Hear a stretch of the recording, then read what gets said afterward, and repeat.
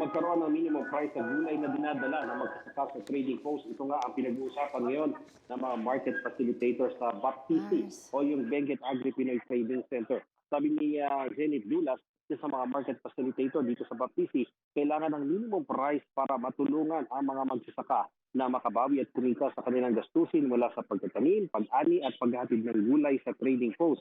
Sa repolyo halimbawa po nasa 20 pesos daw ang target na minimum price. Nang kumita naman ang mga magsasaka.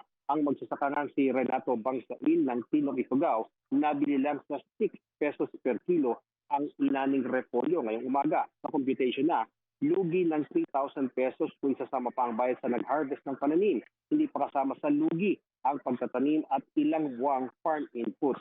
Sa diesel pa lang kasi, nasa 13,000 pesos na ang gastos na dati naglalaro lang sa 4,000 pesos. Kaya sana nga raw magkaroon ng minimum price sa mga gulay na inaani nila na sila naman ay makabawi sa pagkalugi. Sabi naman ni Ruth Diego, General Manager ng BAPTC, napapanahon na ang minimum price sa mga aning gulay tulad nga ng farm gate price sa bigas, mais at meat products gaya ng manok, baboy at baka.